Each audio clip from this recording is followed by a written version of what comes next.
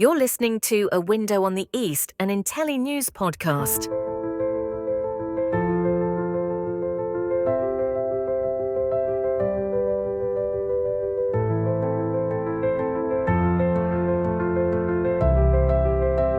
So, welcome once again to another issue of Window on the East with me, Ben Aris, the editor of BNE IntelliNews. I'm joined today by Professor Axel Schneider, who is a historian and the head of sinology at the University of Goettingen. He's also one of Germany's leading experts on China. Axel, very nice to see you again. Hello, thank you for having me. So the reason why I wanted to talk to you was at the weekend, Mark Rutte, the General Secretary of NATO, made this extraordinary comment. He said that it's possible, or NATO should prepare for the eventuality that Xi Jinping might ask Vladimir Putin to attack NATO, to provide him cover for then attacking and taking back Taiwan. Now, this has caused quite a lot of commentary. I'm not a sinologist myself, but people I've read and my understanding of China is that Beijing would never proactively launch a war. And I do claim to be a Russian expert, and I think that if Putin was asked to attack NATO, he wouldn't do it. The main point being here that after 3 years, Russia, full power, all of it, expended all of its military power and economic power, has only managed to take 20% of Ukraine. And the idea that Russia would then go on and attack the most powerful military alliance in the world is just nonsensical. But specifically, Axel, to what extent do you think that this is, I don't know, I mean, Rutte has been called a moron by some people for suggesting this, but other people have said that it might be actually just a slightly clever political gambit, and the idea is to G up everybody to meet this 3.5% of GDP defense spending, which NATO would like to see. What's your take? Well, first on Rutte, I mean, I wouldn't take this too seriously. I mean, I think it's what you just mentioned. It's an attempt to put pressure on some NATO members to increase spending on defense. I mean, Russia isn't even able to cope with Ukraine. I mean, it's paying a huge price in hardware and in manpower to just capture a little bit of Ukraine. So I don't think there's any possibility for him, even if he would ask Putin, which I don't think he would. But even if he would ask Putin, I don't think Putin would have the will and the ability to do that. It would be suicide for Russia. Even they're playing with their nukes and threatening people with their nukes, but I mean, still, I mean, these guys don't want to commit suicide. Yes, I agree. I think it would be suicide, economic suicide for Russia, not only a military suicide.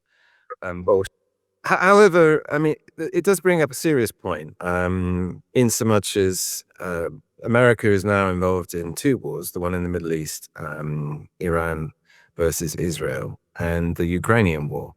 Trump just stopped, although he's in the last 24 hours reversed his decision, but stopped supplying Ukraine with the key Patriot missiles that it needs for its air defenses against the Russian bombardment. And part of the reason is Hegseth has said that the US are running low on these missiles. And given that Israel just fired off thousands of these things in what is essentially a same attack, the Iranians were sending missiles at Israel, and Israel's using the same Patriots to defend itself. And it's also obviously run down its stock. And it's also clear that the Americans care a lot more about Israel than they do about Ukraine. And they're going to have to resupply Israel with this air defense. And they don't have enough. And Israel is going to need, all the Patriots again, because tensions are still high and there is a chance that the war will break out again. If you add to this mix a Chinese attack on Taiwan, that I don't know if you have a view on this, but there's no way that the Americans can actually support three big wars like that at the same time. Yeah. Well, this is very hard to judge because nobody really knows what's going on in Trump's brain. Maybe even he himself doesn't know. So it's hard to say what they will do. The strategic interest of the US is clearly more in Israel and Taiwan than in Ukraine. In Ukraine, they have been observing how Russia has basically failed to achieve its aims. With regard to Israel, you just mentioned that this is their priority, at least in the western part of the world, and in the eastern part, in East Asia. I mean, if they would not support Taiwan in one way or the other, and if Taiwan would fall into Chinese hands, the American position in the Pacific as a dominant power would be finished. Japan would be jeopardized. The Chinese would basically be the dominant hegemon of the Western Pacific. And that's something the US cannot want to happen, cannot want to see.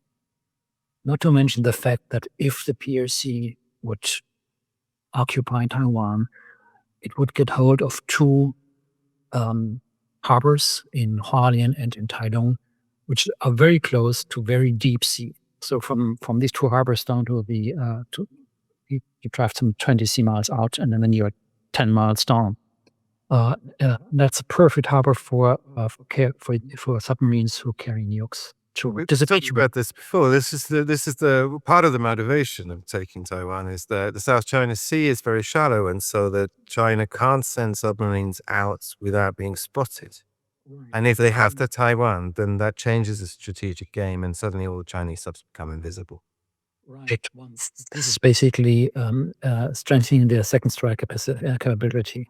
But on top of that, they would be able to control sea traffic in the Western Pacific. If that happens, the US is basically no longer the dominant power in the world. They cannot let this happen.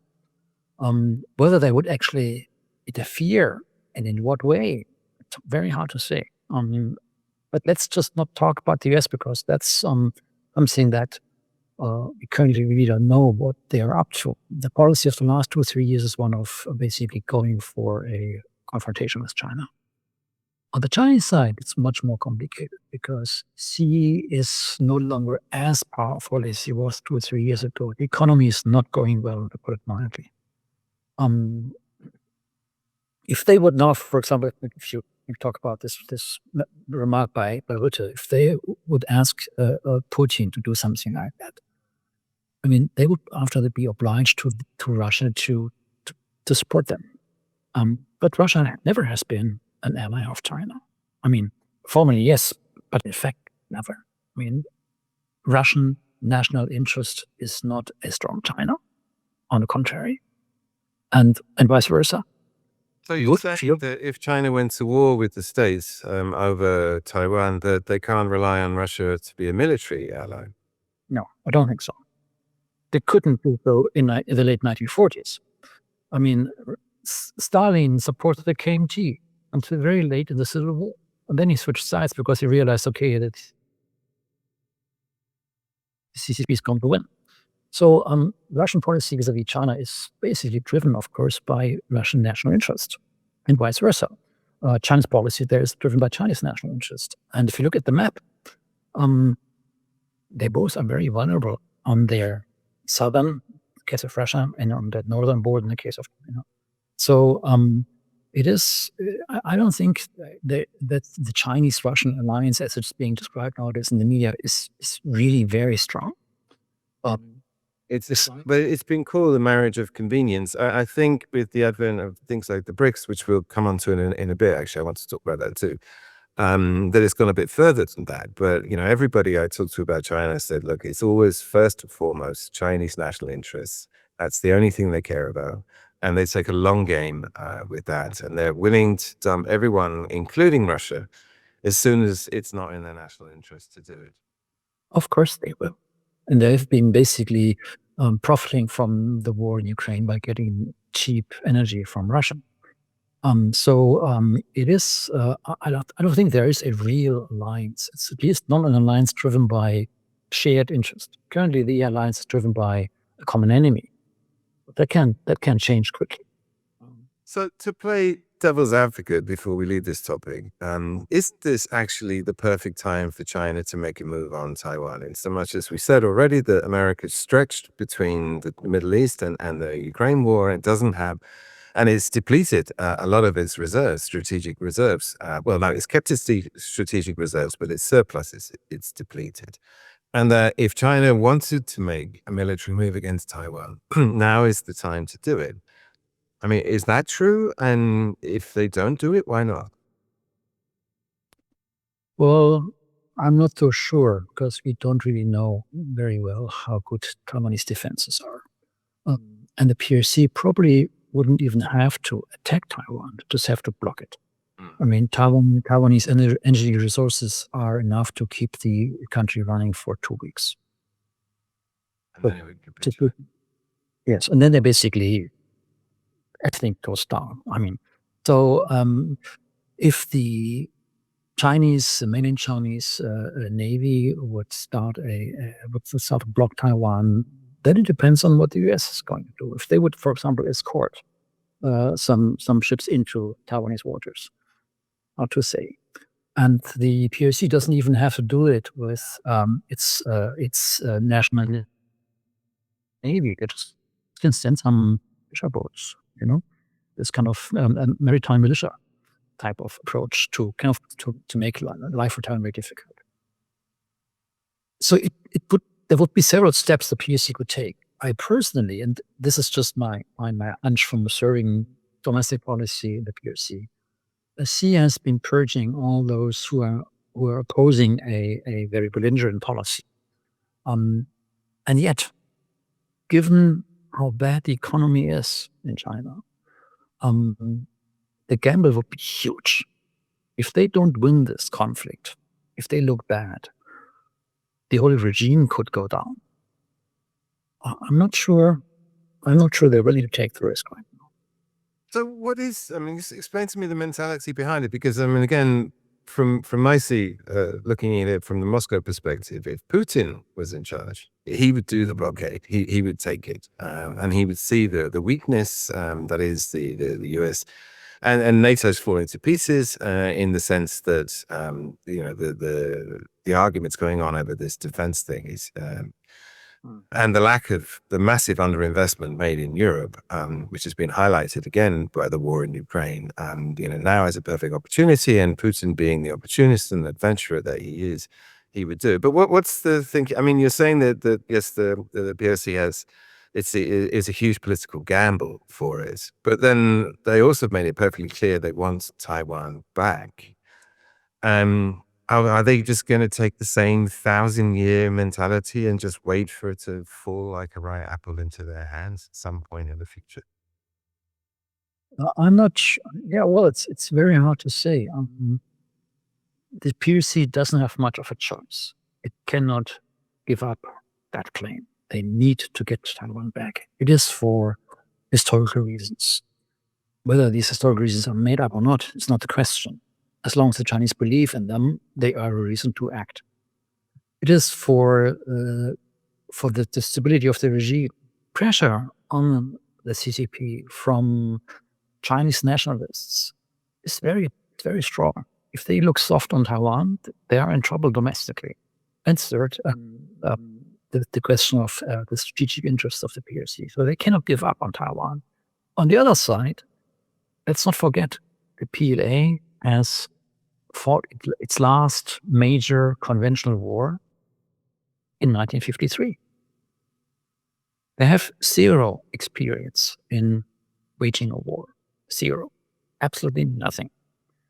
And it's very hard for them to predict how the Navy and the Air Force will kind of work together in an attack on Taiwan.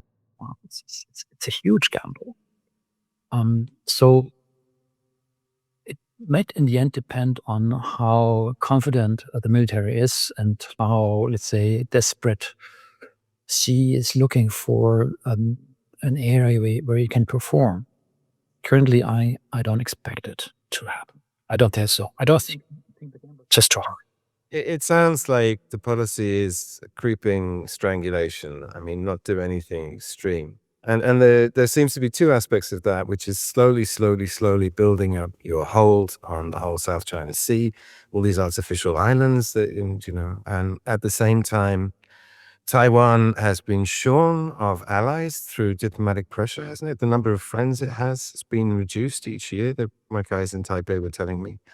And in parallel to that, there's a buildup of Chinese military tech.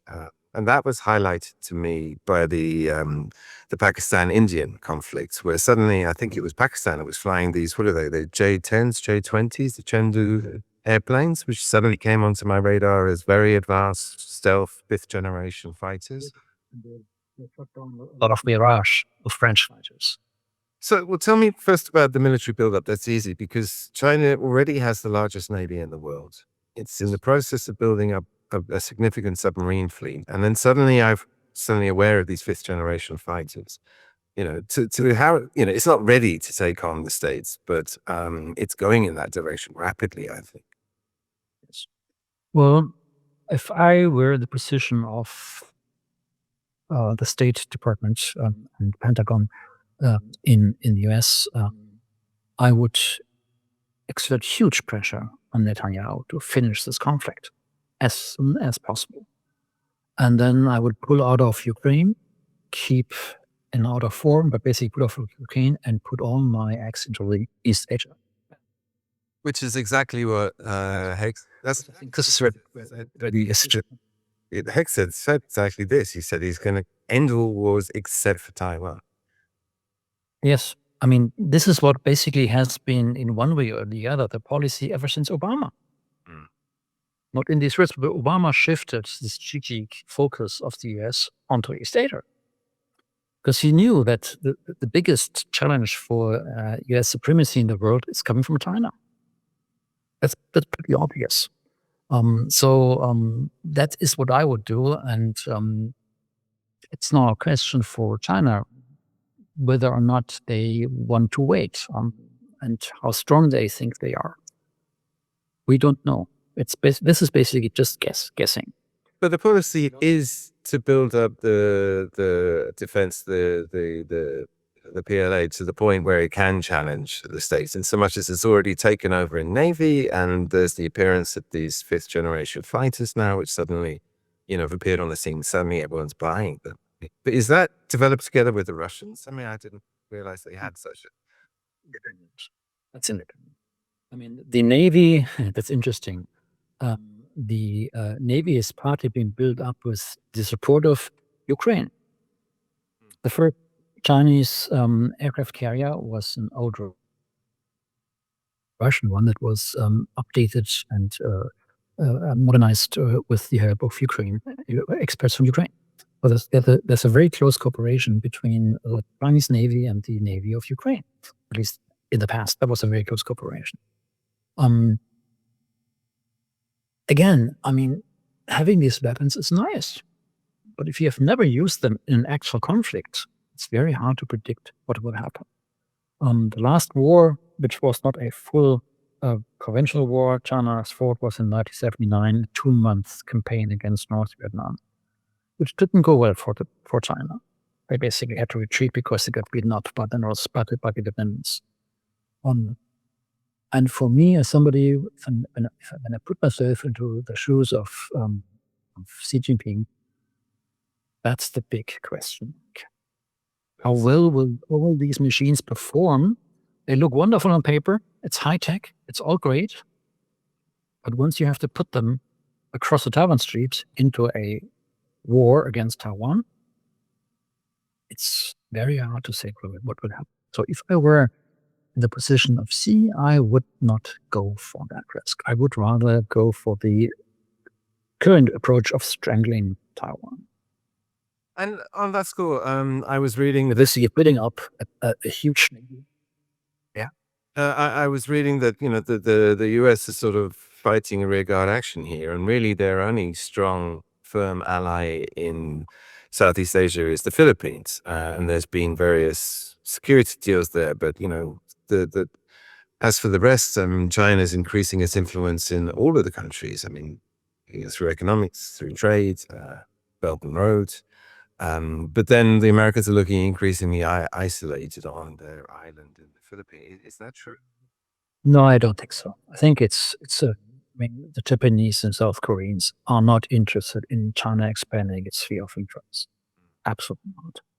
So Japan, I think, is another factor, and they've been building up their army or their self-defense forces, as they call it, rapidly in the last 10, 15 years also. So, I mean, they have been investing a lot into defense. I don't think, I mean, the Philippines, South Korea, China, and to a certain degree also Vietnam are not interested in China expanding its grip on the Pacific. No, I don't think so. So, and with Beijing's mentality here, I mean, it seems to accept sort of autonomous in so much as, it doesn't want to dominate. It's not going for the colonial model.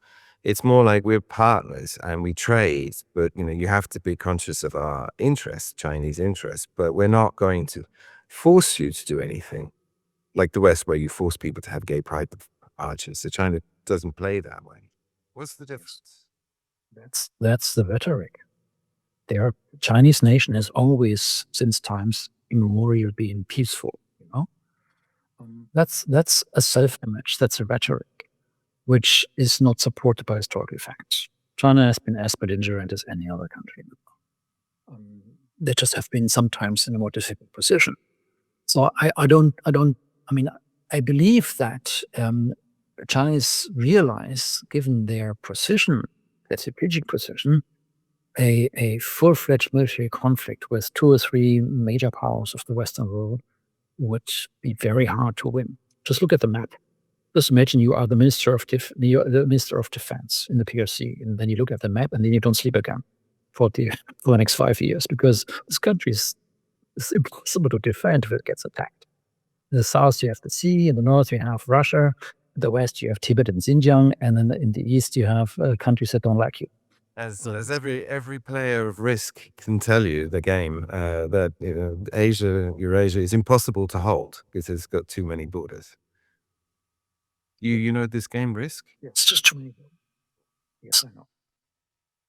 So I think it is not that the Chinese are peaceful as they claim, but they are just realists. They know what they can do and what they can't do. Which is, I think, another reason why an attack on Taiwan currently is not imminent. I don't think it will happen the next months or 1 or 2 years. Is there some sort of diplomatic compromise that could be done here? I mean, we're both sitting in Germany, and went through the Second World War in my father's lifetime, and yet the European Union, the economic cooperation that's come since, even when I was a kid, Germans and Nazis was a thing.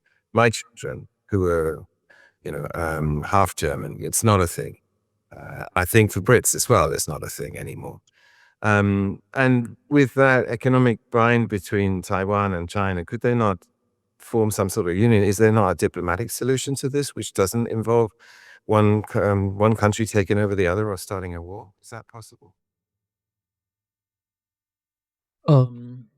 Well, this is what I would hope for, but I'm not terribly optimistic about that option, because what China wants is full-fledged control of Taiwan.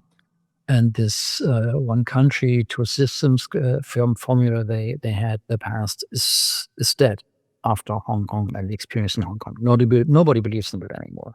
Not many people believed in that before, but now it's dead. So they want full control. And the Taiwanese, Taiwan is a democracy. They don't want that. They don't want to be controlled by the regime in Peking. That's on the political side. On the historical side, just look at how the German reunification is. It's called. I call it the occupation of East Germany by the West. How that has been playing out in the last 20, 30 years. It's basically a failure in terms of mass psychology. People in the East don't identify with this new West German expanded state in a way that we hoped for in the beginning. And you only were separated from each other for something like 30 years, 40 years, not one of that. Yeah. Taiwan has not been part of China, mainland China, since 1895. This is 130 years It's a century of humiliation, which is called on the mainland. It's 130 years during which no stone was left on the other in China. I mean, just the whole country was turned upside down several times. And all the historic experiences, all the cultural experiences of the Taiwanese are vastly different from the mainland. So in terms of the psychology of the Taiwanese, they don't want that either. Of course, they also don't want to go to war. But I don't think there is a possible support for a unification or for some kind of truce with the PRC on the Taiwanese side. On the other side, for the mainland Chinese, it's exactly the opposite. For them, Taiwan is the last remnant of the century of imperialist humiliation and the aforementioned strategic aspects. They cannot let go of Taiwan. And if you look at these two constellations, it's a recipe for conflict, for disaster. So there are, of course, good reasons not to go to military conflict, not to go to war over that. But I don't Reducing America's influence in the Pacific would help the whole campaign in so much as it would further isolate Taiwan and push it towards being somewhat more cooperative if you get the right government in, that kind of thing. Yes, but then you have the next problem in Taiwan that the old KMT that was in power from 49 on Taiwan, from 49 up to the last time with the presidency of Ma Ying-jeou, that's ended some 10 years ago. This KMT, which is kind of, they call it blue, that is pro-Chinese, not pro-PRC, but a Chinese identity. The KMT is dead. It's no longer functional. So I currently don't see an opposition in Taiwan that would push a policy of reconciliation with the mainland.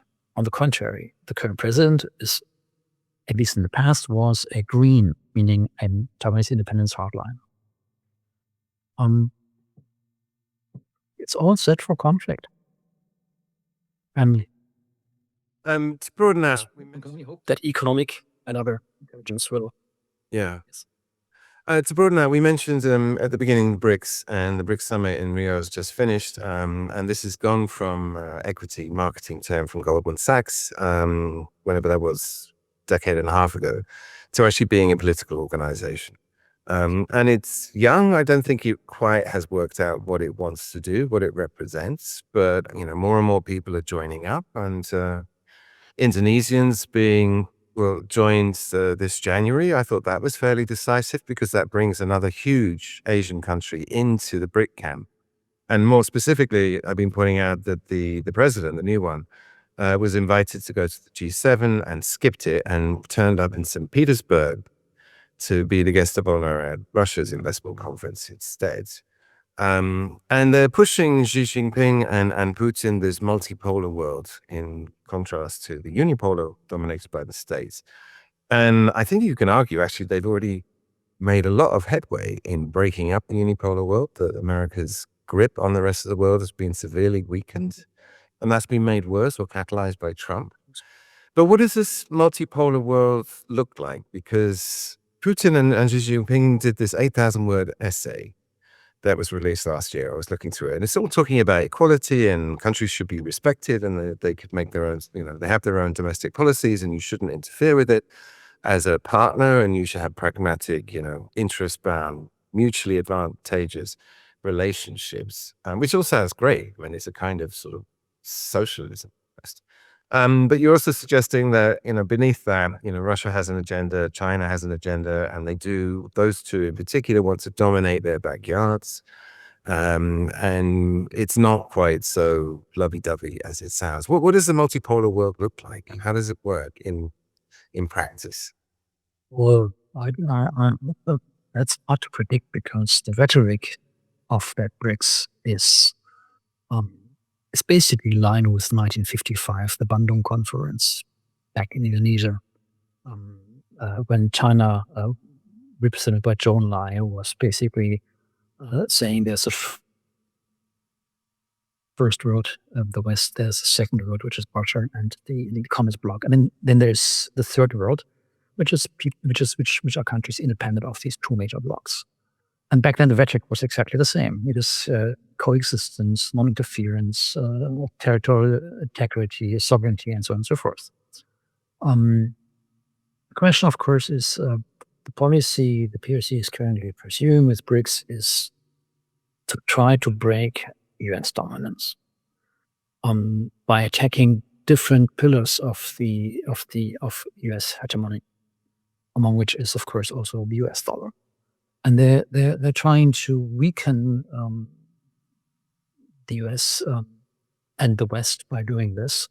And they are getting lots of support, of course, from the global South, because they haven't forgotten about the imperialist past and how the West has behaved in these areas.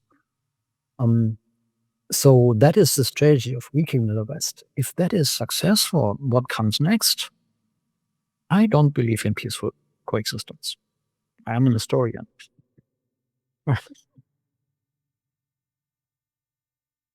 So We have now 80 years of peace in Western Europe, and that's a rare exception. yeah. So they're just in effect they're going to swap one set of masters for another. Because well, I was going to say the West is selling itself like our system's better because democracy is the best system in the world, and we have values, and these values are supposed to count for something.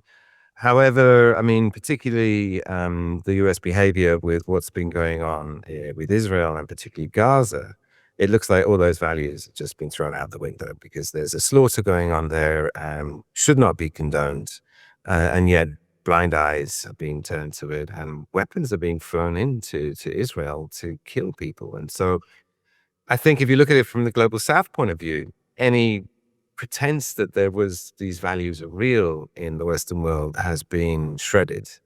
And I don't know what that does to their policy as a result. Well, when I listen to my Chinese friends, people in China were actually trained in the West and in principle pro-Western. When they observe what's going on there, they just can't believe it. And I can't believe it. But it's actually not new. So it's not that we are throwing the values out of the window. They haven't been there in the first place. There's nothing to throw out. They have been violated too often. They have been overruled by national interests, by strategic interests too often in the past 30, 40 years to be very convincing. And this Western emphasis on values, as much as I personally identify with not all, but many of them, this always implies that the Chinese and the Russians don't have values. Now, I'm not talking about Putin's Russia, but the Chinese regime has values, just different from ours. And these values are not just staying in power, which of course they want to. It's a dictatorship, or it's an authoritarian system. But if you look at what the Chinese have been achieving in the last 40, 50 years in terms of social values, there are no people starving anymore in the PRC. People get rich, have an affluent life, at the price of not enjoying a lot of those political values we deem to be very important. So there is, of course, a conflict. But it's not a conflict of here values and there ruthless dictatorship. It's a conflict between here a system that is based on political values, putting social aspects in a second position. In China, it's the other way around. For the last half century or 40, 45 years, China's been putting social values at the center of that. And this is very interesting. I mean, the values that underpin. I mean, could you describe it? We did a piece a while ago about the Moscow consensus, and the difference between the Washington consensus and the Moscow consensus is Washington, the core, the fundamental element of the Washington values is individual happiness, the right to live free and prosper. Whereas the Moscow consensus, and maybe this is for a legacy of the Soviet days, but the individual is expected to sacrifice part of their freedoms for the good of the state. And the state plays a much bigger role. I mean, is that fair? Is that also how the Chinese think, or what do you think? Yeah, well, this way of phrasing it sounds a bit like the individualist West and the collectivist East. I don't buy that story. I mean, of course, the state is much more important in China than it is in our Western liberal democracies, for obvious historical reasons, because even in our Western liberal democracies, those countries that were developing late, like Germany, had a much stronger state than in, let's say, France and the Netherlands and the UK, because the state was needed to push a policy of modernization. And the power of the Chinese state is partly motivated by the same rationale. They needed to have a strong central actor to push modernization and to keep the country together. But it doesn't boil down to, it can't be reduced to collectivism. Because the Chinese, what the Chinese middle class, and middle class is something like 600 million people. The liberties they enjoy in terms of their personal life, what they can buy, where they can travel, are of course not what we would expect a liberal democracy to provide, but they are much more than they used to be 40, 50 years ago, much more. So it's always a matter of what you compare the current situation with. And this is actually the biggest threat to the regime right now, that the economy is not going well and that these achievements are not being jeopardized. And if do the people in China, do they want more liberalism? I mean, the politics, is that important to them, or are they happy to make this compromise? Yes, they want more freedom. No, well, let's put it like that. I mean, they don't like the regime. They don't like the regime because they think the regime is corrupt. It's working to its own pockets. On the other side, the regime is time and again achieving something in the economic field and is keeping the country together and is representing China to the outside. And it's not trying to kind of beef this up with some kind of ideology, the Xi thinking, the Xi ideology, which doesn't really convince many people. So yes, they want more freedom, but they are not prepared to rock the boat to achieve that. Exactly. I was going to say that, I mean, I can explain to you the motivation of the Russians is that they don't like the Putin regime. They think he's been there too long. Nevertheless, they're grateful to the stability that he gave at the end of Yeltsin and also to the prosperity that he's overseen. You know, people's lives have gone from absolute chaos, poverty, to having jobs, careers, families. And what drives them, why there are no protests against Putin, against the war, is that people are more afraid of losing what they gained than they are of gaining freedoms that for them are not that important at the end of the day. So they're willing to just lump it, as it were. Sounds like the same thing in China. It's comparable, yes. It's comparable. On the other side, those who have money are buying property abroad, trying to get money into foreign accounts and preparing for the worst case scenario. Of course, they all have these strategies to leave in case things go wrong. Final question. Do you think the BRICS is actually going to become something? As I said, I think it's a young organization. It's trying to work out what it wants to do. But certainly, if you listen to Putin, he's saying that the BRIC nations now are the biggest economically, the biggest in terms of resources, and the biggest in terms of number of people in the world. And we are now the top dog, not the West. And they're working towards that. But there's also these rivalries because you've got in parallel the G20, which is sort of led by China, India, that has a slightly different agenda that wants more economic cooperation. I'm not sure how this is all going to play out, but certainly we've now got a functioning, effective, completely non-Western organization where the cooperation is growing. And that's, again, the US is looking at China as a rival, but, you know, actually I think the rival might be the coordinated cooperation amongst the BRICS that is already outgunning the West in so many ways. Well, this is of course correct. And I think we should watch this block much more closely and we should have much more experts on that. We don't have too many people understanding what's going on there. On the other side, if you look at the countries that are under this umbrella, and their historical, cultural, political background, their strategic differences, their economic differences. I don't think it would be too surprising to see them fall apart if their common enemy, the West, is clever or is no longer a threat to them. Currently, it is still a threat, and BRICS is united by their common enemy. I don't think that the BRICS countries have enough in common to stay together and pursue one policy once the common enemy is gone. Or if the common enemy is clever enough to exploit their differences, which currently it's not. Yes. No, Trump's changed everything. Ironically, I think he's just the catalyst that's driving this process a lot faster. Well, it's amazing how Trump make Xi look good. Yes. I mean, 5 years ago, nobody would have praised Xi for anything. And we still don't praise him, but he's out of the media. He's no longer the empire of evil or the big threat. Trump is much more dangerous. And that makes the Chinese are very happy about Trump. Yeah. Putin too. They keep talking. They get on very well. And I think Putin, the key for him, he's under these extreme sanctions. And the thing with sanctions is they usually last at least 1, if not 2 generations. And with Trump, he has a real opportunity to get them lifted. Trump would do that. But it's kind of once in a lifetime opportunity. If he doesn't manage to get Trump to push a deal on Ukraine to lift the sanctions, then they'll stay there forever. And it's interesting as another thing, I think, holding China back, because China's very cautious. It doesn't want to get caught up in that whole sanctions thing.